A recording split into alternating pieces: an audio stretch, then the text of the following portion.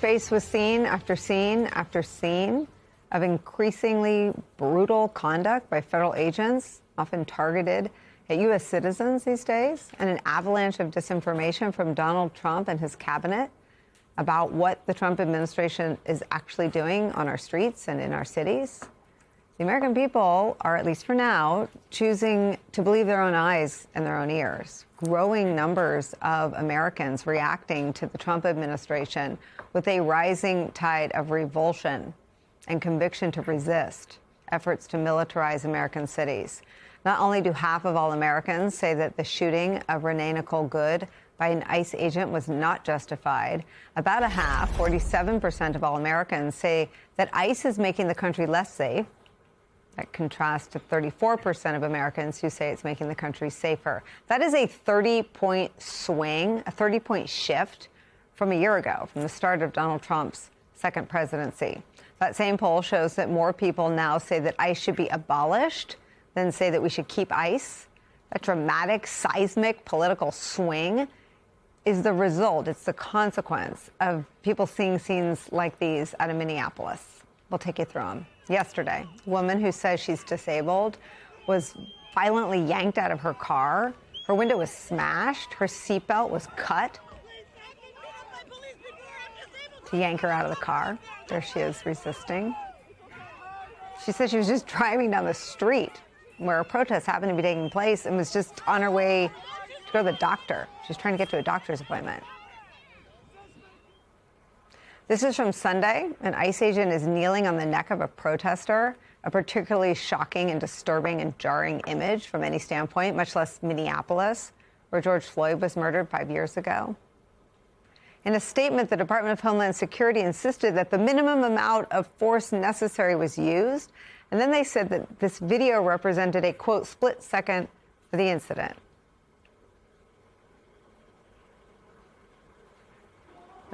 Like a little longer than a split second to me.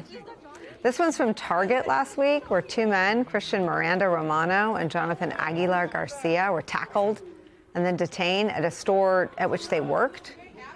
Both men are U.S. citizens. They were later released.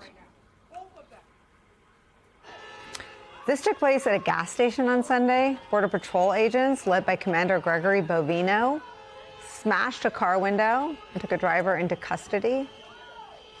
That same day, ICE agents smashed the window of a car. They pulled two activists out of the car, and then they detained them. Here they are yanking them out of the car, physically, throwing them onto the car. On Monday, ICE agents also rammed Christian Molina's car, then stopped him to check his immigration status. Here's what he told our colleague, reporter Alex Tabbitt. I was going down the road, coming to my mechanic to get my other car fixed. My wife was following me behind. So I was driving down the road and I saw this ICE car in the alley. And so I was driving by, I just looked at them. Once I looked at them, they ran into me right away, started following me for no reason, just because I looked. So I got a little scared at first. I was like, why is this car following me for? I didn't make no violation, any traffic violation. So I kept on going. Once I took another left, they speed up and they just ran into my car and hit me, trying to stop me. You're an American citizen? I am, yes. Why do you think they stopped you? Because I look Latino. I'm brown and I got mustache. No one, not even city officials, are spared from the use of force and brutal tactics on the part of ICE agents. A federal agent was filmed shoving Elliot Payne, the president of the Minneapolis City Council. Here's what he said in an interview on our network. It feels like a military occupation. It feels like we're under assault by our federal government. We're seeing people walking around with assault rifles and full military gear, and then they will just dump people off without medical care after essentially torturing them. And this is the most un-American thing I can imagine. The backlash growing backlash from the public to scenes of brutality in Minneapolis. This is where we start today. Senior contributing editor, Minneapolis native Michele Norris is with us. She was on the ground all week covering the story and the response among its citizens in Minneapolis. With me at the table, Media Matters president Angela Carusone is here. And joining us at the table as well, host of Politics Nation, president of the National Action Network, the Reverend Al Sharpton. Michele, I start with you. Some of these incidents happened or were starting to happen while you were there. You covered a woman being profiled or seemingly profiled and taken from a bus stop. But all those other incidents obviously happening in full view of bystanders who are taking video of them seem to be escalating on the part of ICE. Where do residents of Minneapolis fear this is heading? They fear that we haven't seen the bottom of it.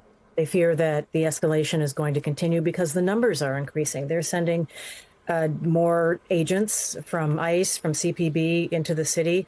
And at a moment where you think that they might be trying to de-escalate this, after the killing of a woman, after all these incidents that are all over the evening news, on the front page of the newspapers, they're doing just the opposite.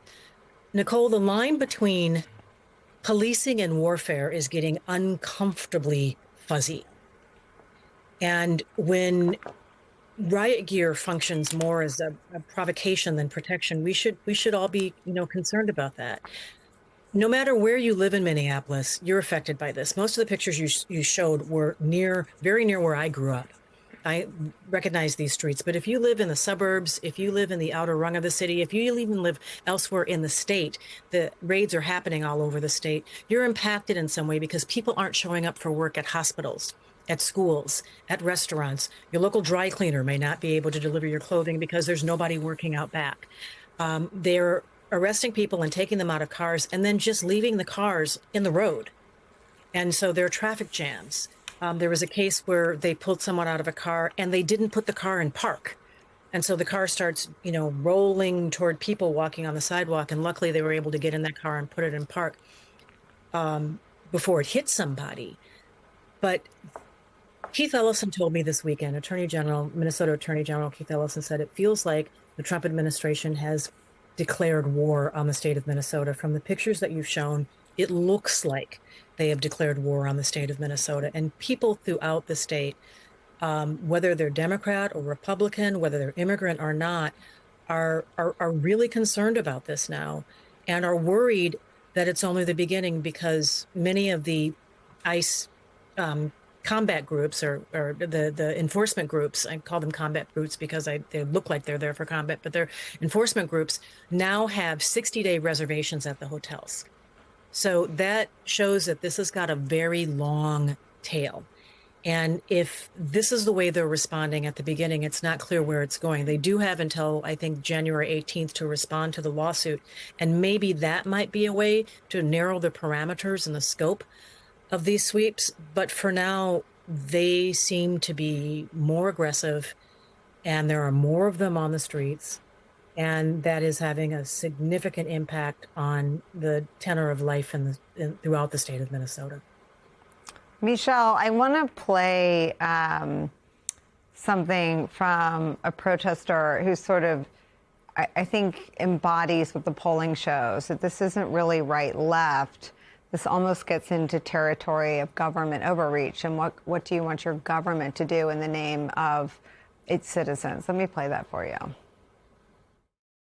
They're constantly in my neighborhoods. Everybody's in fear.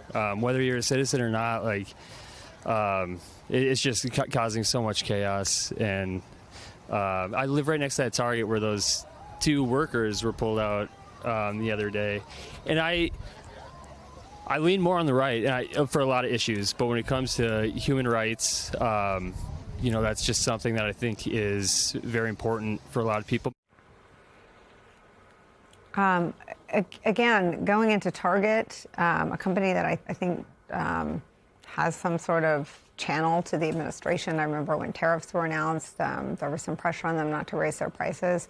Going in and seizing two employees of a Target violently, no less, later releasing them. What is and increasingly people with status, legal status, and American citizens being swept up. What is the stated objective to what they say they're doing, Michelle? Well, you'd have to ask them because it's very unclear. I mean, they said the pretext for this was coming in to root out fraud. If you were going to do that, you would be focusing on accountants and people who were actually involved in fraud, not people who work at Target. So, it's not clear what the objective is, but the impact is increasingly clear. Talk to police, people who work in the police department who said that they've quietly talked to folks in other jurisdictions, police officers in other jurisdictions, who say that they're not certain that in some of them in red states, not sure that they would want federal agents to come in who are accountable to no one. That is not comfortable for anyone. And you mentioned that this happened at a Target. Target is based in Minnesota. It's, one of several very large companies that are based in Minnesota. There are 17 Fortune 500 companies based in Minnesota. If you widen the aperture out to Fortune 800 or Fortune 1000, that number increases by quite a bit. And there's a question about what is the business community going to say about this? That means having to stand up to Donald Trump, which is not comfortable for them. There's some risk assessment there. But this impacts everyday life in Minnesota, and it significantly impacts the economy. Imagine if you're trying to recruit someone to come to the state of Minnesota right now for a job. When I flew, I'm not in Minnesota anymore. I'm back in Washington, D.C. When I flew home, Nicole, I was on a plane with several parents who had taken their children to go see Minnesota schools. Could you imagine as a parent sending your child to a school in the state of Minnesota, a university of the state of Minnesota, a college in the state of Minnesota right now? So this has impacts all across the board. And as I've said to you before, I don't know what the stated objective, the formal objective is, but it's clear that in some ways they're using the state of Minnesota as a proving ground to try to get Americans used to the idea of militaristic and very aggressive law enforcement, which could drift into militaristic and very aggressive policing. Ironically, in a city that kicked off a very robust debate and eventually reforms around policing because of what happened to George Floyd.